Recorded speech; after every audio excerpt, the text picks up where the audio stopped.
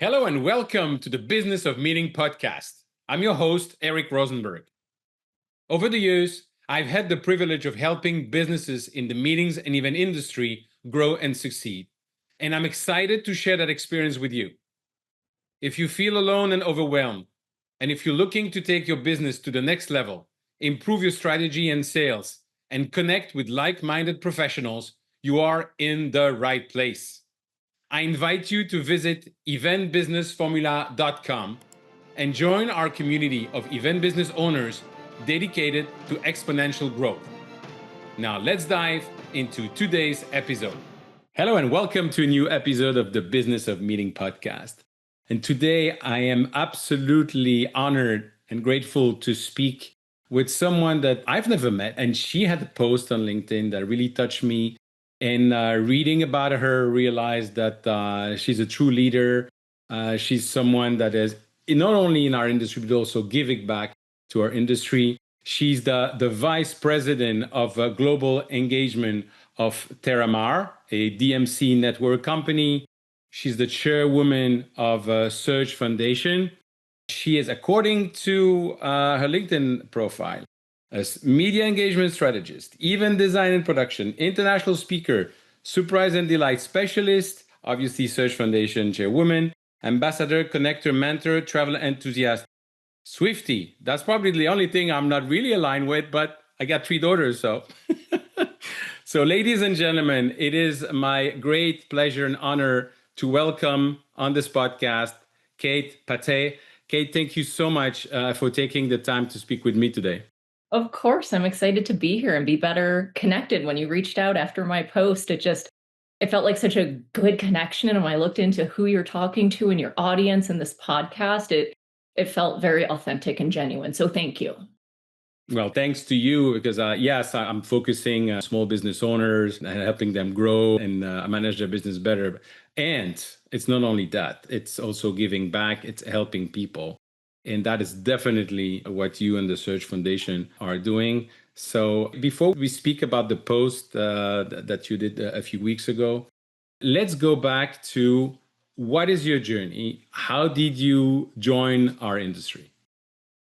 I think I joined like everyone else did. I kind of stumbled into it and thought I might go into a different career path. And as soon as I tried to get away from events, I knew that it was in my blood. This was what I loved to do. So starting on the food and beverage side, catering, hotels, going to the vendor side for a bit, eventually launching my own firm. And I, for quite some time, was helping small businesses, a lot of the strategy and growth behind them. And I loved every minute of it. And it's funny because Terramar is someone I worked alongside when I had my firm. I loved the network. When I needed assistance at any of the destinations globally for the FAMs I was helping with, that was my go-to. That was who I leaned on.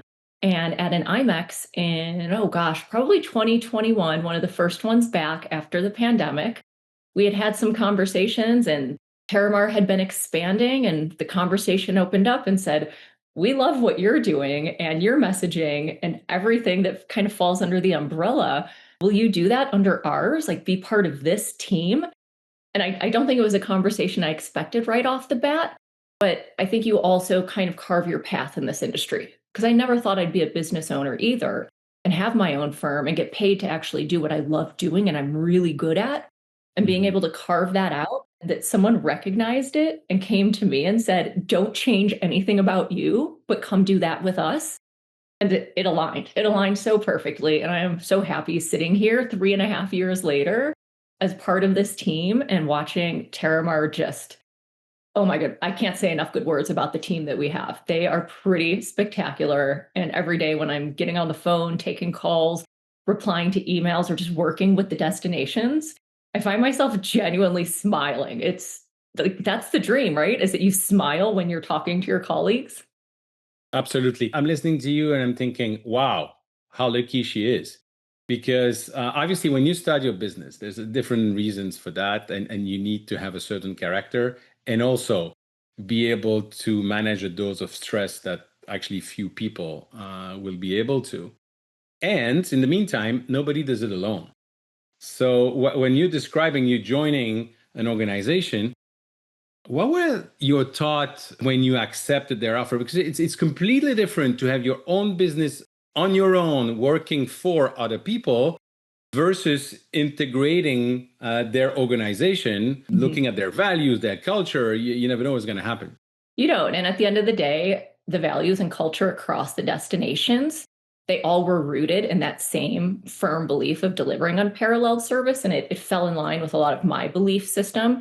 And when I had started my company, one of the quotes I always used was, it was an Oprah quote. It was just one that spoke to me the first time I read it, about your brand and who you are and what you put out into the world is what you receive back. And I think when I came in, full transparency, the very first thought I had was, one, do they even understand what I'm here to do? And two, is everyone going to be on board with all of this? Because change is scary.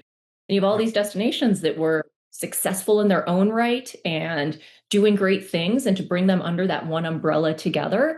I think that change management is probably the scariest part of any leader's job. But when it's rooted in doing the right thing, eventually everybody gets on board with that. So it was interesting. Also, being a business owner, I was like, do I have to put things into a calendar? Do I have a schedule? What does that look like now? And we had all of those conversations. You have to set expectations. You know that. You're helping people grow businesses. Absolutely. And you know what, to your point, change is really the most difficult. And in another way, I don't have any experience with people, including myself, that actually evolve without scaring situation or without challenges. But also when we left Belgium with my family, people would say, why are you doing this? And realize that in general, most people will choose misery over uncertainty. And that's kind of sad to me because, you only live once. So I believe that. That's a really sad statement, but it's true that people will choose to be in misery because it's comfortable and it's familiar and they know that, versus stepping outside of the box and having change, because that's so uncomfortable feeling and it's such a foreign feeling to them. But I think once you can push past that, then that's where real success comes from. Real change happens is when you get past being scared and you step into the unknown. I've thought that for years. If I'm making a decision and I have butterflies in my stomach a little bit and I'm not really sure, those butterflies to me are a sign something bigger's coming. I need to lean in on this. It's like going on stage and doing a keynote. You get those little butterflies before you go on, but you're out there because you believe in your messaging. And as soon as you step on, that goes away. Like you've pushed past the point of uncomfortable. absolutely. And again, I want to come back to what I mentioned earlier on is your post 2 weeks ago.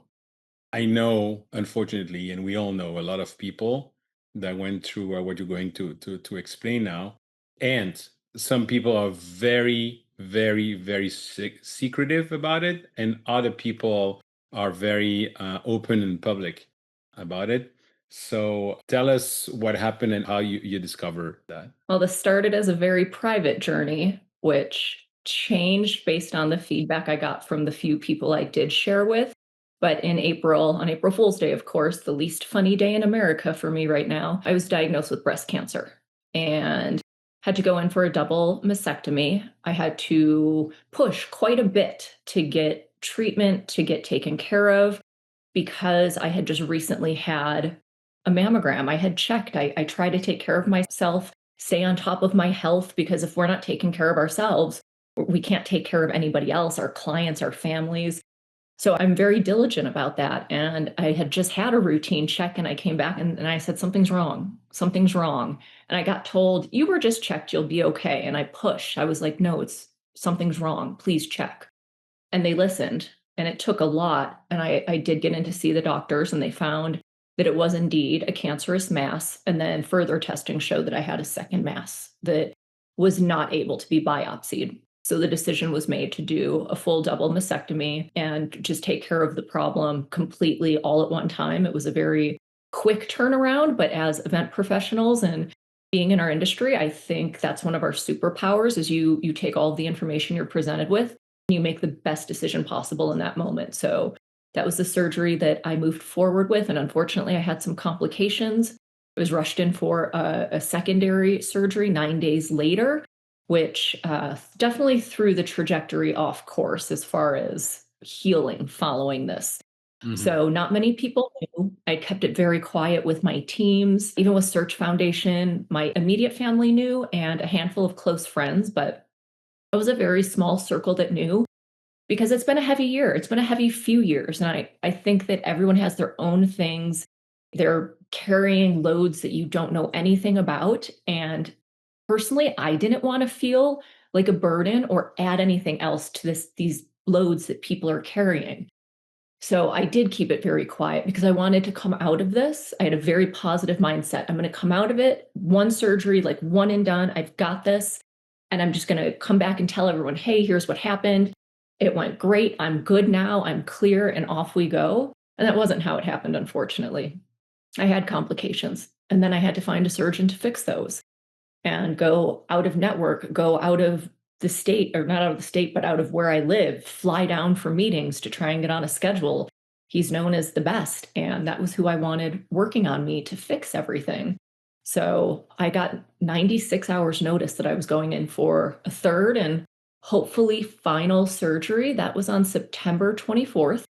Packing for a 3-week trip, not knowing what you're going into or how you're going to feel, because that led straight into IMEX for me, which, Mm. the Super Bowl meetings and incentives. Yeah. So whoever packed that suitcase, that was a crazy person. Following the surgery and trying to sort out what I had with me and what I didn't was probably one of the biggest challenges. But my husband flew in, my sister flew in, my mother did. And then I just had so many close friends and family surrounding me to make sure that I was recovering. And 13 days, less than 2 weeks after surgery, I walked onto stage at IMEX and presented for the first time. And I actually feel like I'm past the worst of it. The cancer is clear.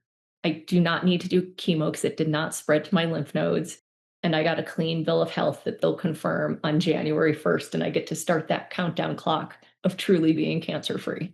That's wonderful. And for those who are between bracket just listening to the podcast and not watching it on YouTube, I really encourage you to go to the YouTube and see Kate, the way you speak, the power with which you speak. It's absolutely phenomenal. I'm very happy for you that now it's you are in the situation you're now. I'm very happy to be in this situation too, to finally feel like I'm on this side of healing. Yeah, Yeah, it's a good absolutely. place.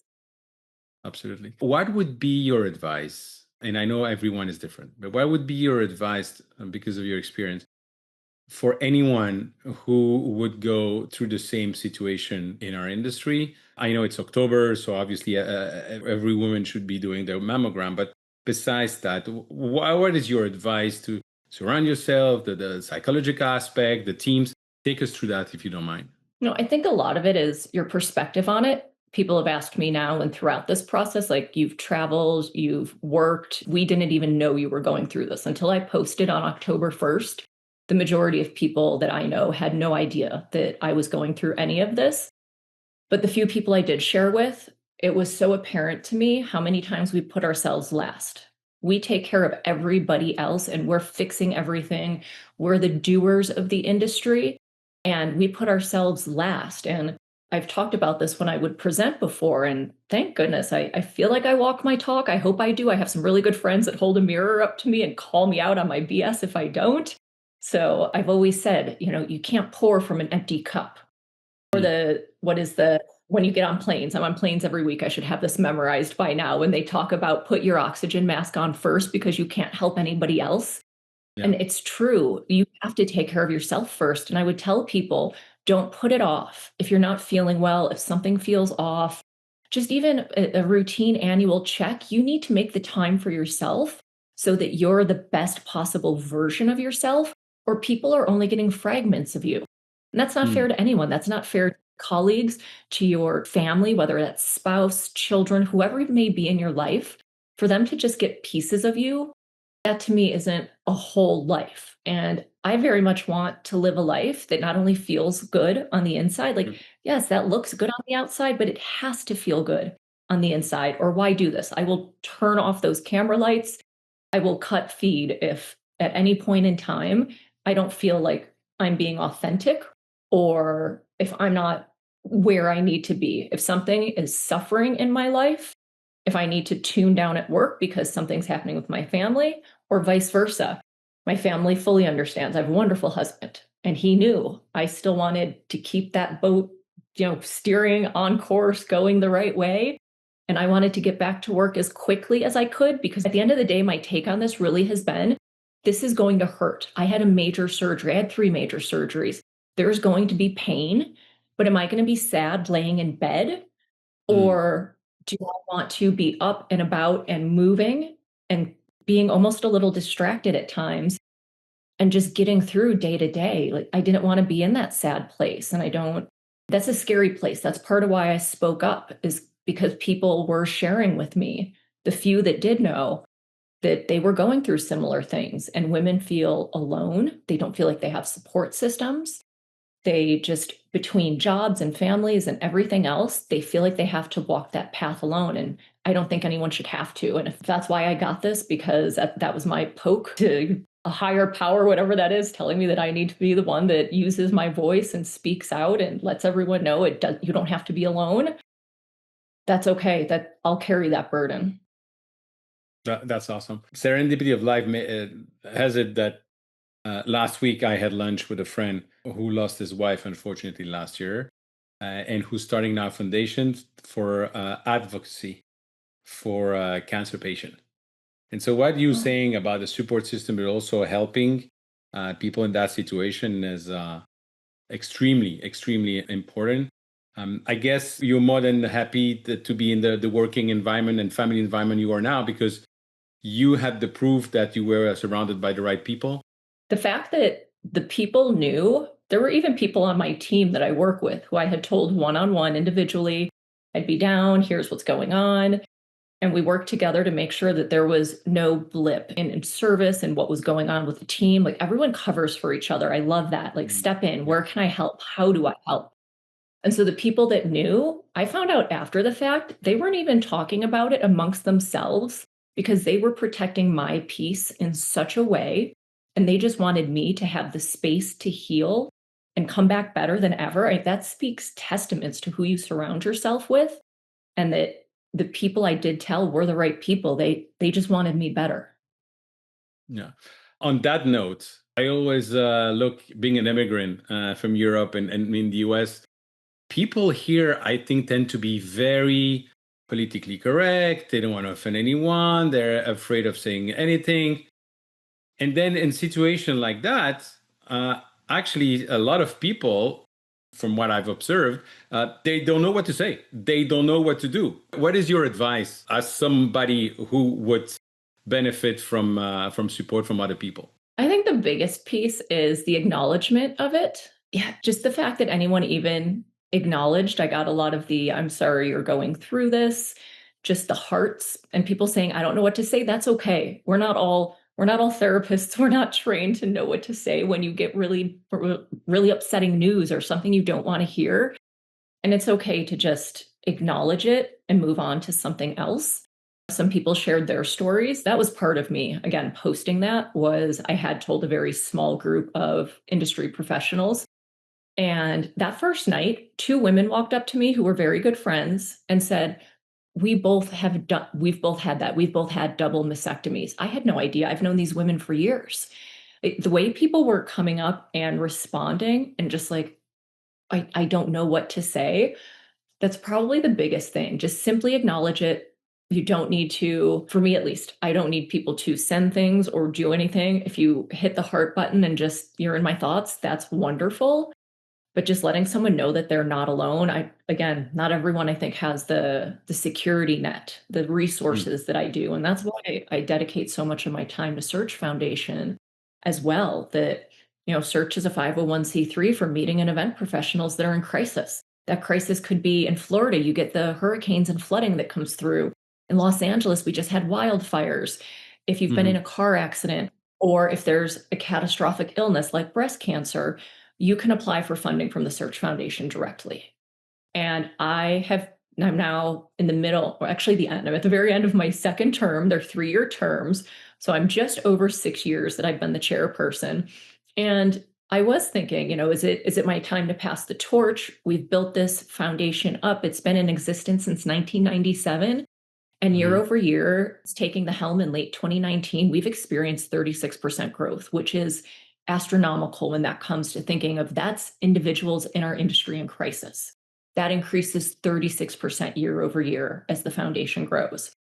So I took a long, hard look at that, and I didn't think it was my time. I reapplied for a third term as the board chair and was elected into that role. So it's a 9-year commitment now that I'm taking on for Search Foundation, because I see the devastation, I see the stories, I see people that don't have a safety net that need it so badly. And if this is where I can give back, I want to do that.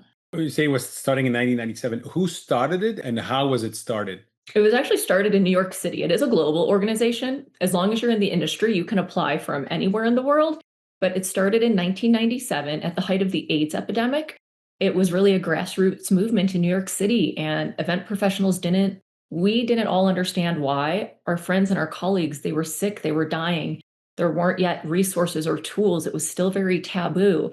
And our industry likes to take care of each other. It's just what we do. And it took off so quickly, and everyone just kept stepping forward saying, how can I help? What can I do?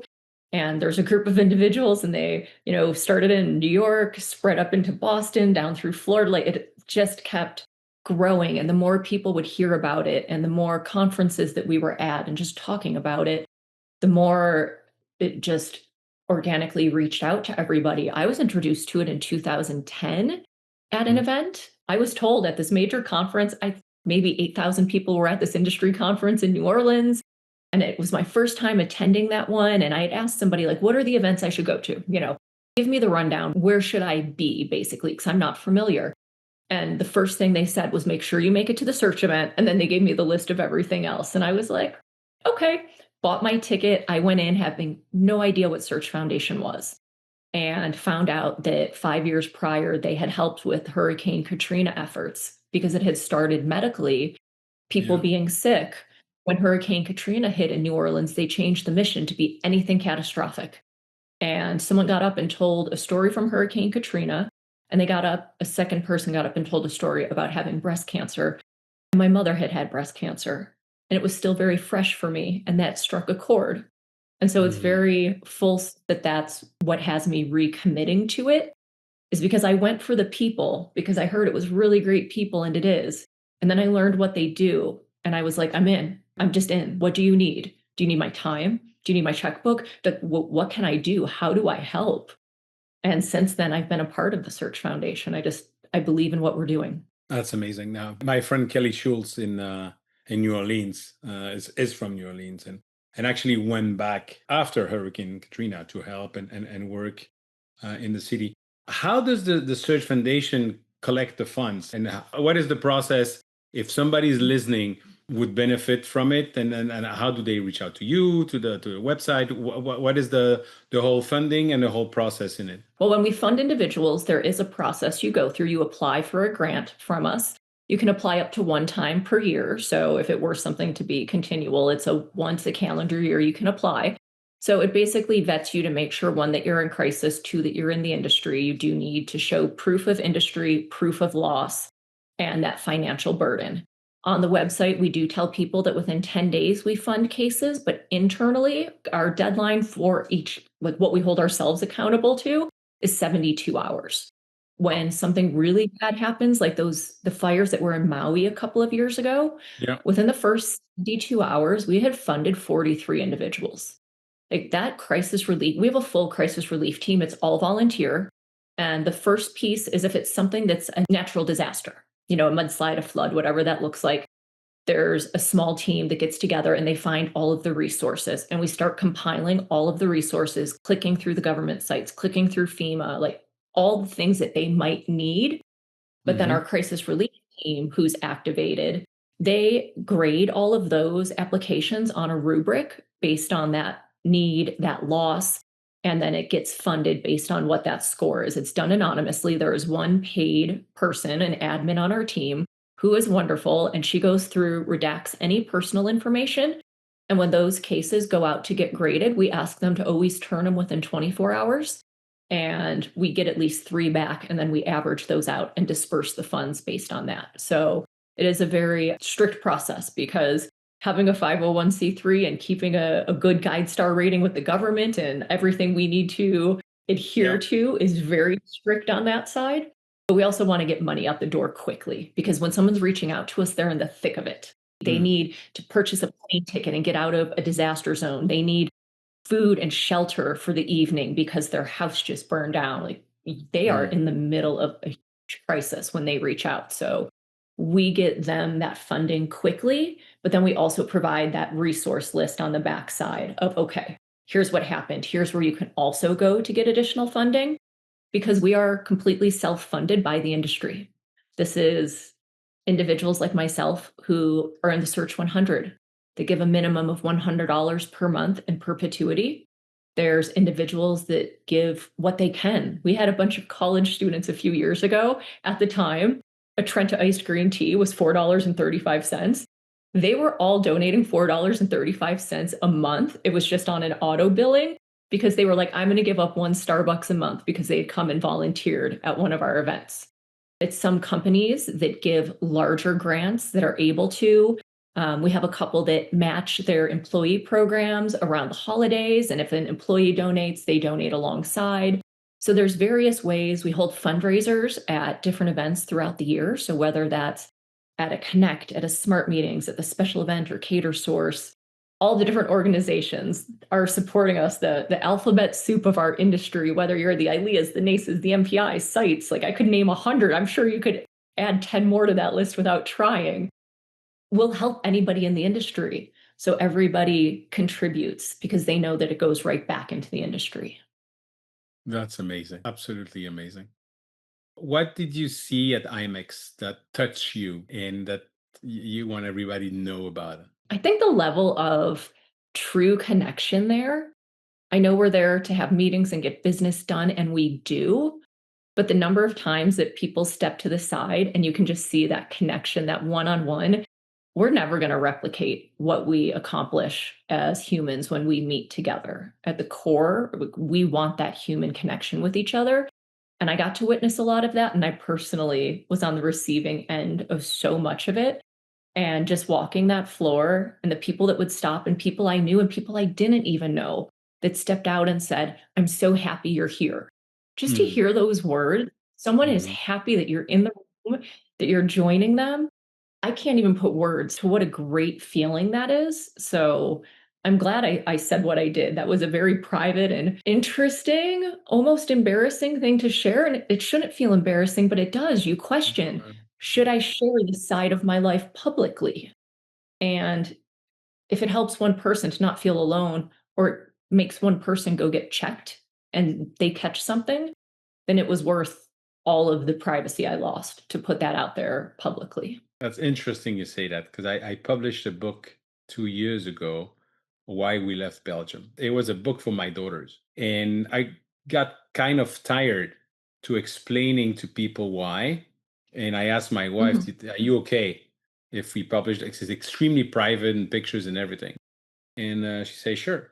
And so that I totally can relate to the aspect of the privacy and would you do it or not, but it's helping people to understand. So kudos to you, Kate. I am absolutely in awe and admiration for what you're doing, for what you've been through, and the way you talk about it. I'm so glad you have the support system at home and in the business. I'm part of a mastermind with a guy named Jason Ganyar who came up with one of my favorite questions, and I'd like to end this conversation today with that question. But before we get there, how could people get in touch with you, whether it's for Terramar, whether it's for the Search Foundation? What is the best way to reach out to you? I email LinkedIn. I'm fairly easy to find. If you look up Kate Patay, it's going to pop up. I use Kate at katepatay.com for search and Kate at Terramar DMC for the DMC side of things. But searchfoundation.org has all of the resources and information on it. They're very active on Instagram, and the team for Terramar is very active on LinkedIn. So jump in, connect with any of us, message me personally. I thoroughly enjoy hearing from everyone in the industry. And can we also share what your book is? I need to know more now that you've put that out there. It's not about me. It's called Before It's Too Late. I love letters to my Okay. daughters in America, but it's why we left Belgium. But it's a totally different topic, and I'm here to speak about you. And so, but thank you for asking. I'll send you a copy. How about that? It spoke to me when you just mentioned that. This is why we connected. This is why there was that instant ability to have a conversation and just say, yes, this feels right. Let's do this. I love that you wrote that for your daughters. That's impactful and meaningful. We all do our part for the industry. And I feel like now I'm going to get a really tough question that's going to make me think really hard. Thank you. So, my last question for today, when we meet a year from now, Mhm. the next IMEX with a bottle of champagne, what are we going to celebrate? We are going to celebrate that I read that copy of the book and that I am on one full year of being cancer free into what is a 5-year journey. Amen to that. Kate Patay, thank you so much for taking the time to speak with me today and for everything you're doing for our industry. Thank you. Thanks for having me. Thank you for tuning in to the Business of Meeting podcast. I hope you found today's episode valuable. If you enjoyed the show, the most important thing you can do is leave a review and share it with your colleagues. It really helps spread the word. I truly appreciate your support. And if you're ready to take your business to the next level, don't forget to visit eventbusinessformula.com to learn more about how we are helping even business owners like you. Thanks again for listening, and I'll see you next time.